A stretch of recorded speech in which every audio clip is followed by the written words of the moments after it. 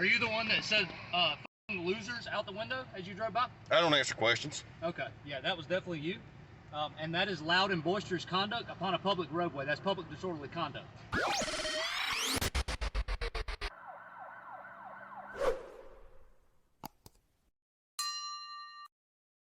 What's up, you guys? Welcome back to Southern Draw Law. My name is James White, criminal defense attorney, former prosecutor, former police officer. Well, you've probably heard of a pretextual stop. Maybe you know what that means, and maybe you don't. But we have an interesting video to unpack today that deals with a pretextual stop that is pretty obviously retaliatory in nature. But wrapped up within it is a bit of a cautionary tale about being careful when you provoke the police. So I thought we'd have a little fun going through it and see what you guys think about it. Now, the video I'm referring to comes to us from a channel called Shade Tree DIY. And I stumbled on this video because it was part of a short that was on one of the AI channels, and I thought it looked like an interesting stop. Now, at first, it looked like just another video of an unhinged cop acting like a clown, which it definitely is that. The way that the police officer acts is completely uncalled for, but there's more to it.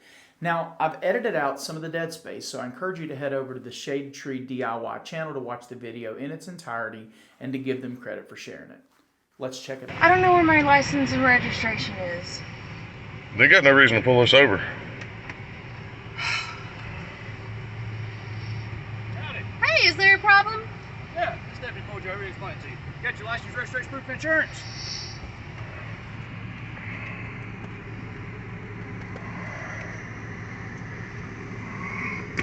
What'd you pull us over for? Hey, bud, I got a question.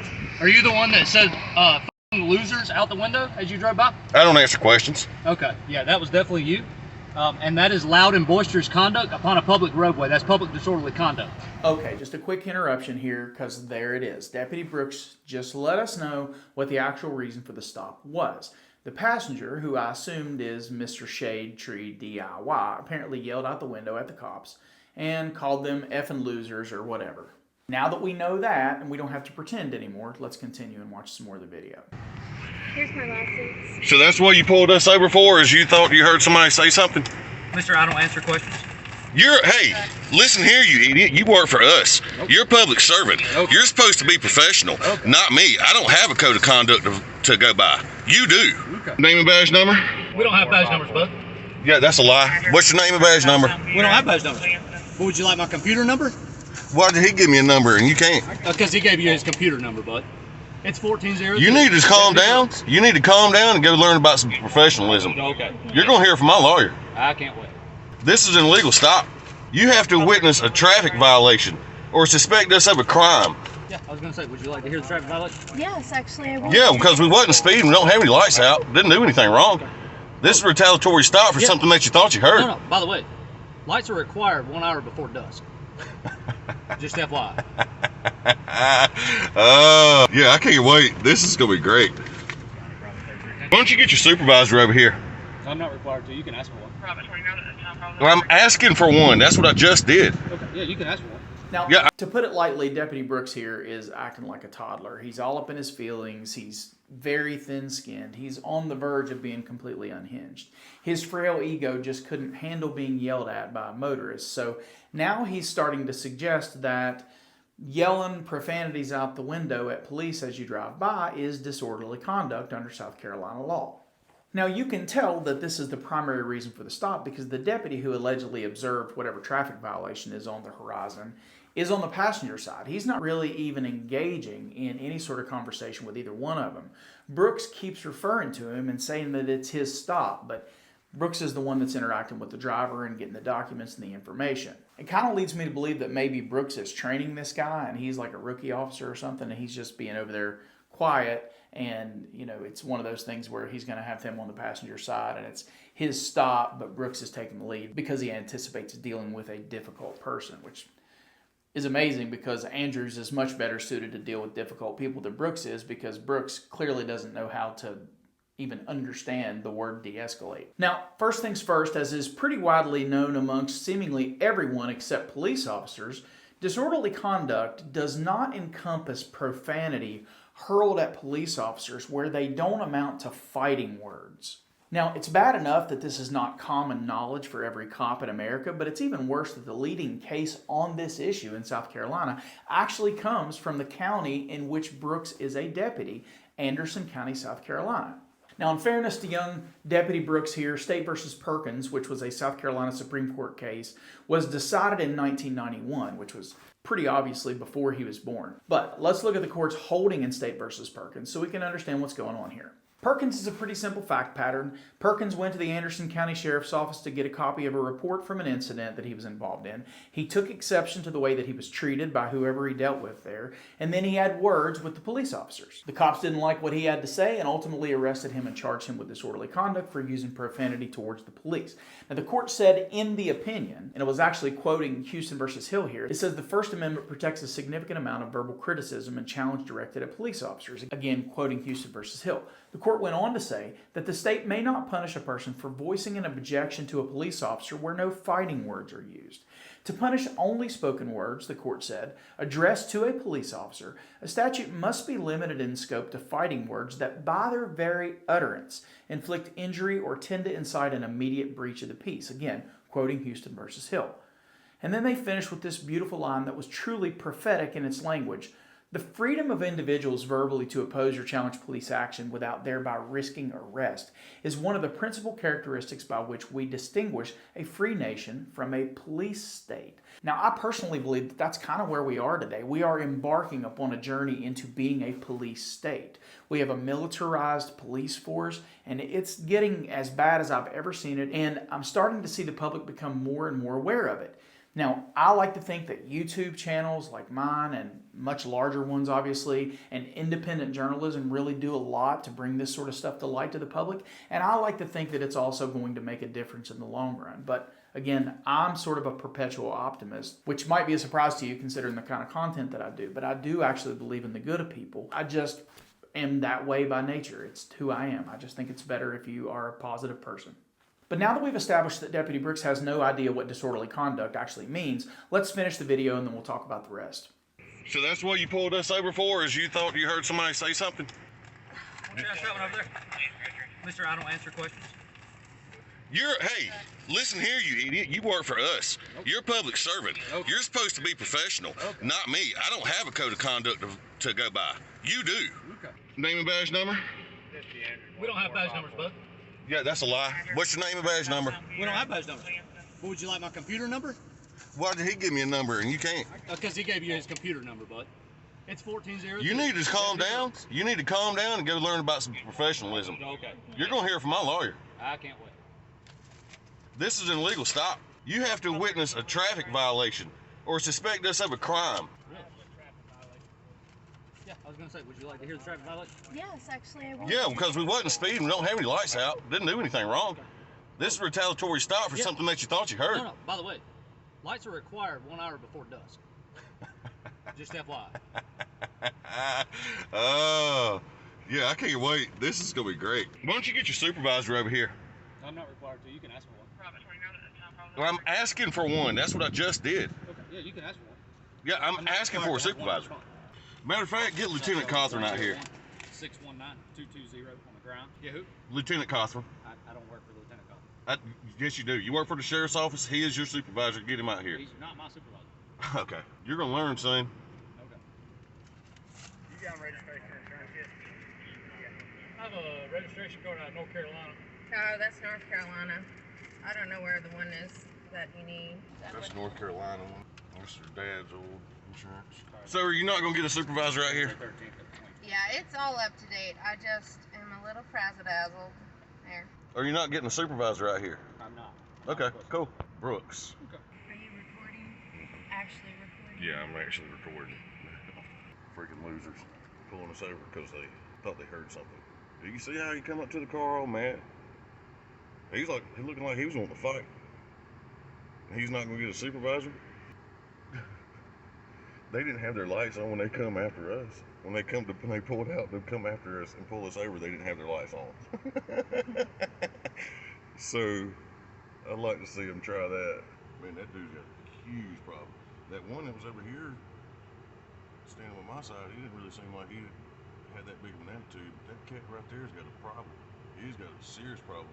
That's probably why he's having to drive one of them old junky Crown Vics and not get one of them nice new Chargers. Either that or he's done wrecked his new Charger or Explorer, what it is, and he's having to drive that while he gets his car fixed. I will be at the sheriff's office tomorrow. He's probably gonna come up and say, "Oh, your headliner's sagging. I'm gonna give you a ticket for that." Look, that car ain't got their headlights on. Pardon me? Will you do me a favor? You just step out of the vehicle so I can explain this to you. No. Can you not explain You to gotta get out. If he has to get out of the car, yeah, you get really? And explain what? No court, no fine. I just want to speak to you. Can you Don't talk to answer me any for a questions. second? Yeah, I want to be present with the conversation. I need him to be present for me. Will you come talk to me here? Are you going? I would like. I would like to explain the citation that I'm issuing to you, not him. So if you do me a favor, you'll step in my vehicle. So I stopped you for two reasons. Okay. First reason is when you came on the 28, you didn't signal 100 feet prior to turning on the 28. Your breaker has to be initiated before 100 feet before you turn on the 28. So I pulled you over for that. And when he's hanging out of the window, those can be misconstrued as arm signals, otherwise known as turn signals. When he's holding the bird out, if somebody else construes that as you turning and you don't turn, somebody pulls out in front of you and hits you. Okay. Is that fair? No, I don't agree with it, but I see where you're coming from. This is going in as a contact only. There's no court. There's no fine. Okay. Do you have any questions? No. Here's all of your information back. Thank you. Here's warning. Thank you. Drive safely. All right. Oh, can he get your card? We don't have cards. Write your information down. Hey. Just please just. You're not going to Write your information down on your information, your contact information. Okay. I don't have. You're a public servant. Write your information down. Would you like to go obtain a copy of the general orders at the sheriff's office? I'm not required to give you. I don't have to do anything. You work for me. I don't work for you. Got it recorded right there. Okay. Wait to see it on YouTube. Have a good day, bud. Do you have a card, bud? I do not. We're not issuing cards to the sheriff's office. Can you write your name and information down? I appreciate you not being hostile. I don't appreciate that. Okay. If you have any issues, you can call.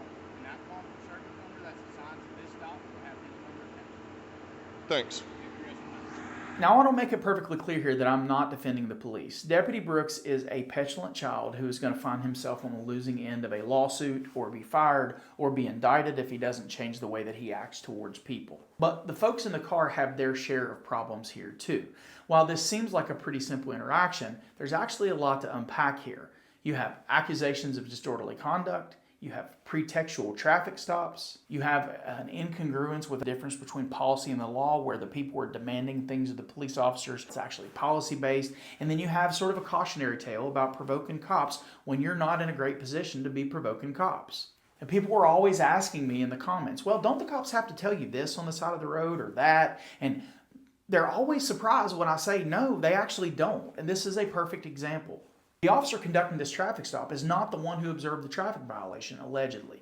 Deputy Andrews doesn't explain anything about the traffic violation, and he explains it all at the end, which is perfectly legal. It's not great. It's not good for community relations. It's probably not within their policy, as most policies have some sort of language that indicates that an officer should tell the person as soon as possible or practicable what they're being stopped for. But as far as the law is concerned, the police officers do not have to go into all that with you immediately.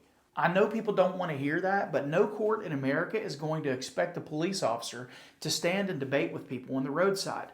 And even if you don't like it, you need to understand that it's logical based on what the courts do.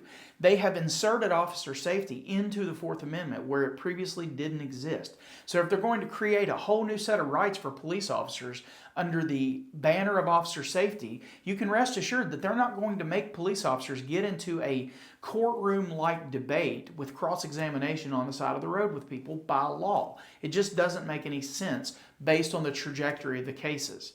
Now, this may seem contradictory coming from me because I generally applaud people who ask tough questions of cops on the roadside and stand up for themselves, but it's because it's strategic. And if you're recording and you ask them questions and they choose to answer, it's very difficult for them to change their story later. By getting answers to questions, you get them locked into a story and a narrative that you can use so that you have an advanced view of what they're going to use in the case of litigation. In the same way that people talk to cops when they shouldn't and it's against their interest, you can often get cops hemmed up into their own feelings and get them to say things that would be against their interest as well when it comes to actually having hearings and litigating these issues at trial.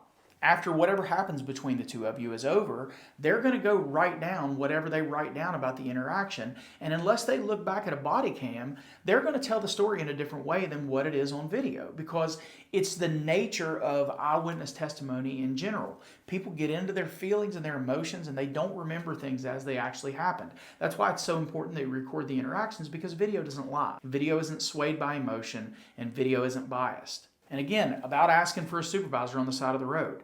They don't have to get one for you if you ask, and that was shown by Deputy Brooks here.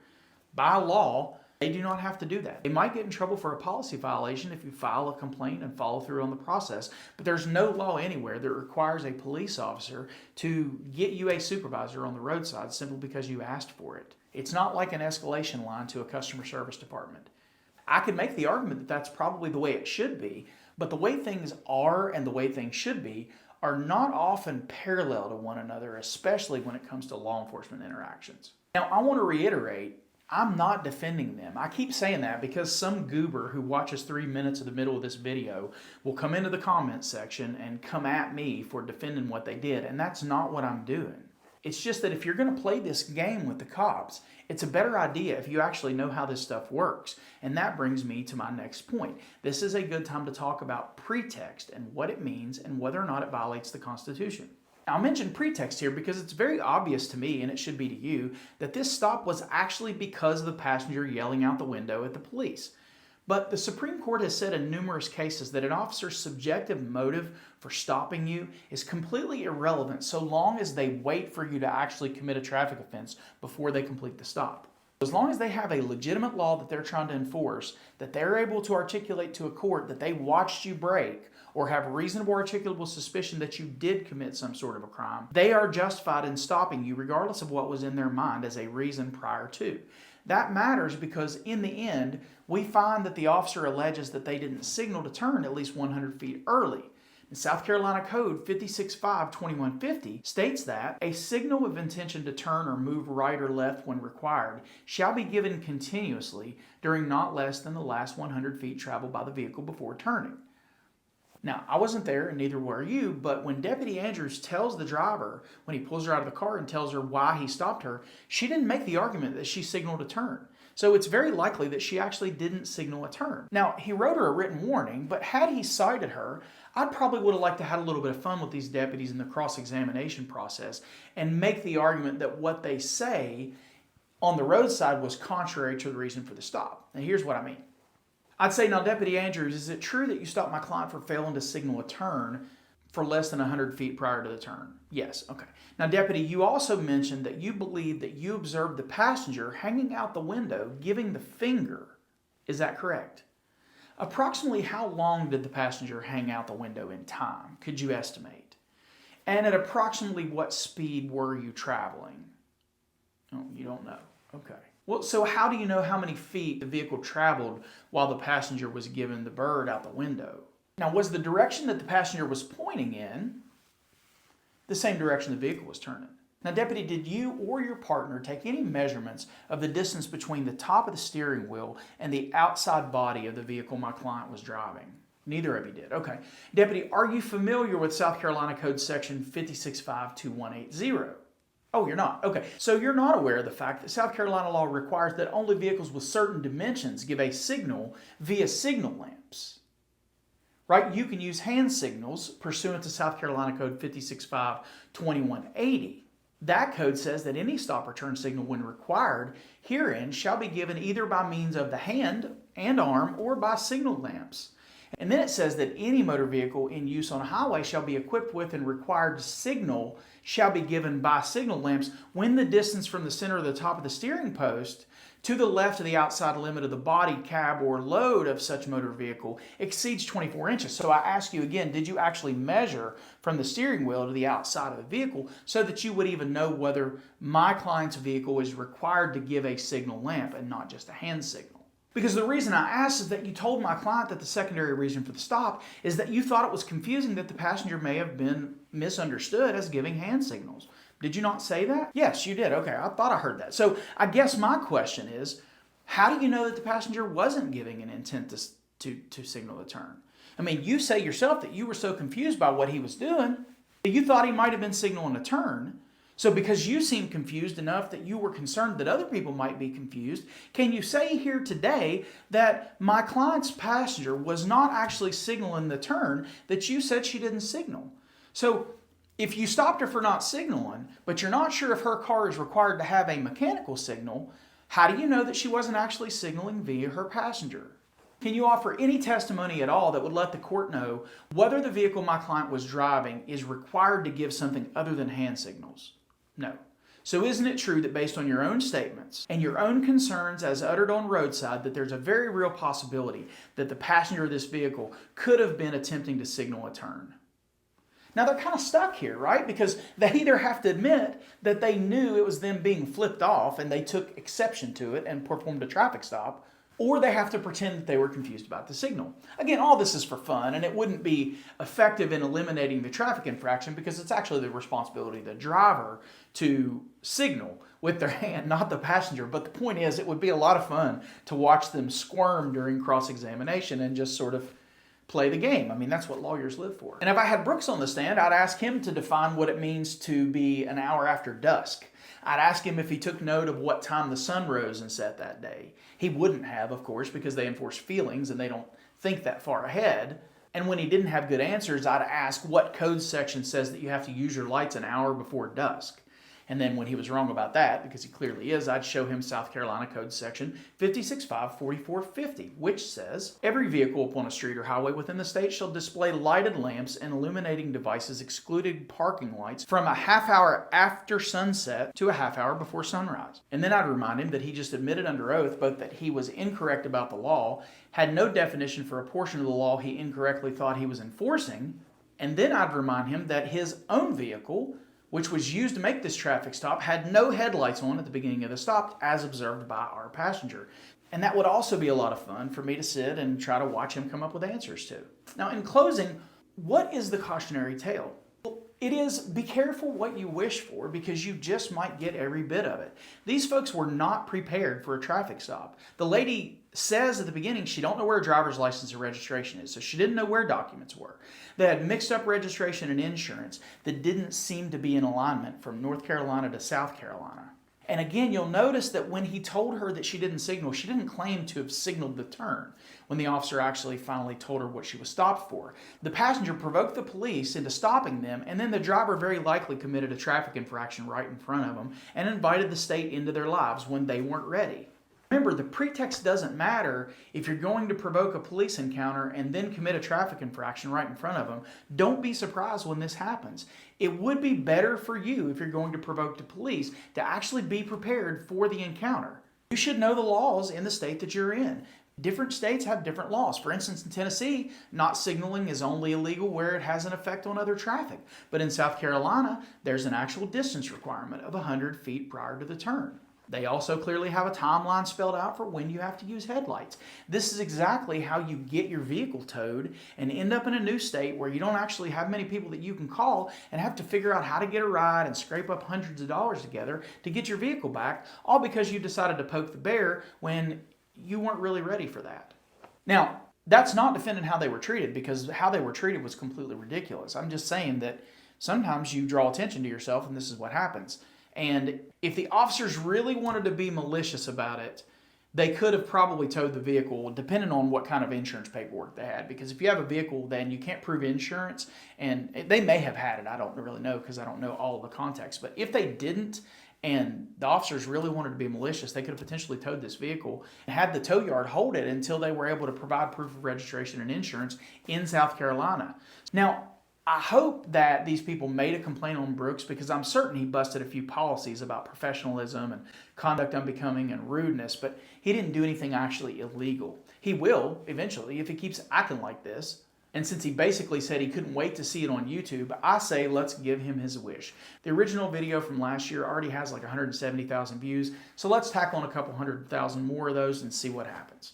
Anyway, that's all for this one, guys. We appreciate you watching. Please remember to like and subscribe and leave a comment on the video. Check out some of the other videos on the channel and leave a comment on there as well. Until I see you again, take care. Always film your interactions with the police and keep your evidence to yourself.